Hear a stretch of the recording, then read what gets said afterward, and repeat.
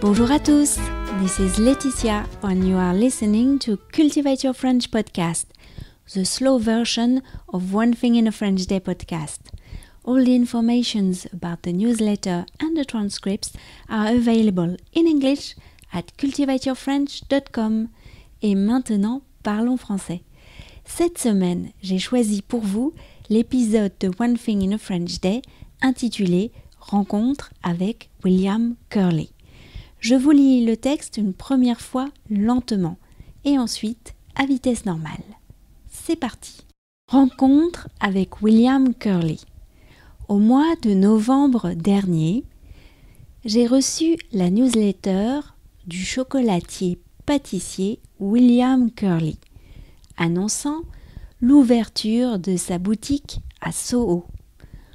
Oh, une adresse à tester lors d'un prochain passage à Londres, ai-je tout d'abord pensé. Et puis, j'ai eu une autre idée. Mon credo pour les livres que je publie est de montrer que parler anglais, pour un professionnel français, est non seulement bon pour son activité quotidienne, lorsqu'il reçoit des clients anglophones, mais c'est aussi bon pour découvrir ce qui se fait à l'étranger. J'aime résumer cette idée en disant que parler anglais est bon pour la curiosité. Tout comme parler français, pour vous, chers auditeurs, vous ouvre un univers. Quelle meilleure illustration de cela que de découvrir le travail d'un chocolatier à Londres. William Curly a accepté cette rencontre. Je l'ai contacté par email. Il m'a lui-même répondu et il m'a proposé de venir le voir dans sa boutique en janvier, dès que la folie de Noël serait passée. Nous avons pris rendez-vous. J'ai proposé à Adeline de m'accompagner et elle a accepté cette nouvelle aventure à deux. De mon côté, j'étais ravie d'avoir une pâtissière professionnelle à mes côtés pour cet exercice passionnant. L'entretien audio avec William Curly s'est très bien passé. Il a été très accueillant. Il nous a parlé de son parcours avec sincérité. Nous avons goûté son cake au rhum qui est vraiment très très bon. Je lui ai demandé quel était son chocolat préféré du moment. Voici sa réponse en anglais. The favourite of this moment, gosh, I guess this very moment, the best chocolate that I do would be, the one I like the most would be the Blanco, which is the purest. Can you give me two Blanco? Because it's simple, it's clean, it's made with very fine beans from Peru. I guess it's simple, and sometimes simple flavours work the best. I think when you complicate things with lots of flavours, it becomes harder. But this is the Blanco, so please be my guest.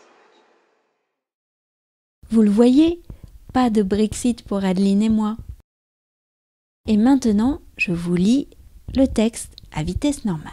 C'est parti. Au mois de novembre dernier, j'ai reçu la newsletter du chocolatier pâtissier William Curly, annonçant l'ouverture de sa boutique à Soho. Ah, une adresse à tester lors d'un prochain passage à Londres, ai-je tout d'abord pensé. Et puis j'ai eu une autre idée. Mon credo pour les livres que je publie est de montrer que parler anglais pour un professionnel français est non seulement bon pour son activité quotidienne lorsqu'il reçoit des clients anglophones, mais c'est aussi bon pour découvrir ce qui se fait à l'étranger. J'aime résumer cette idée en disant que parler anglais est bon pour la curiosité. Tout comme parler français, pour vous, chers auditeurs, vous ouvre un univers. Quelle meilleure illustration de cela que de découvrir le travail d'un chocolatier à Londres. William Curly a accepté cette rencontre. Je l'ai contacté par email. Il m'a lui-même répondu. Il m'a proposé de venir le voir dans sa boutique en janvier, dès que la folie de Noël serait passée. Nous avons pris rendez-vous. J'ai proposé à Adeline de m'accompagner et elle a accepté cette nouvelle aventure à deux. De mon côté, j'étais ravie d'avoir une pâtissière professionnelle à mes côtés pour cet exercice passionnant. L'entretien audio avec William Curley s'est très bien passé. Il a été très accueillant. Il nous a parlé de son parcours avec sincérité. Nous avons goûté son cake au rhum, qui est vraiment très très bon. Je lui ai demandé quel était son chocolat préféré du moment. Voici sa réponse en anglais. Et voilà, Cultivate Your French, c'est fini pour aujourd'hui. On se retrouve la semaine prochaine. À bientôt. Au revoir.